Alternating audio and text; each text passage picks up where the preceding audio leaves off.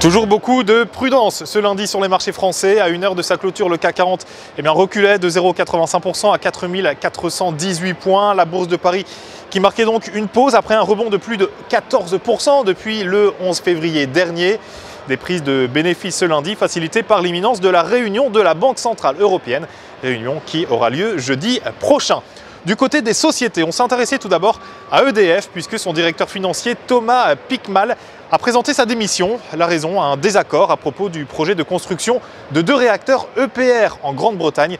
Désaccord portant sur la date de ce projet d'investissement de près de 18 milliards de livres, date qui pourrait donc avoir lieu dès avril. À la Bourse de Paris, le titre du groupe EDF pliait de 6,8% à 10,12 €. Les analystes de l'Obsa ont une opinion haussière sur cette valeur. DBV Technologies, ensuite, annonce avoir présenté des résultats de l'étude Office Vibes lors du congrès annuel 2016 de l'AAI à Los Angeles. Résultat qui continue de confirmer l'iniquité, l'efficacité ainsi que le profil de tolérance du Viaskin Peanut chez les patientes allergiques à l'arachide. De quoi à la Bourse de Paris voir le titre de DBV Technologies grimper en flèche avec un gain de plus de 11% au-dessus des 51 €. Titre qui recueille une opinion haussière, vous le voyez, de la part des analystes de l'Obsa. Place avant de se quitter à la recommandation de Trading Central.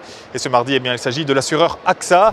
Son titre a échoué sur la résistance horizontale à 21,80 € du côté des indicateurs techniques.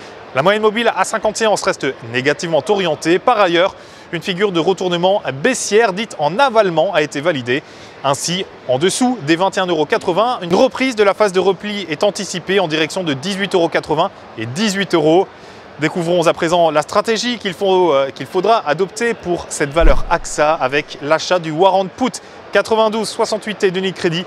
Prix d'exercice fixé à 21 €, date de maturité établie elle le 14 septembre 2016. Pour Trading Central en direct depuis la Bourse de New York, c'était Sébastien Giron. Excellente fin de journée à toutes et tous. À très bientôt.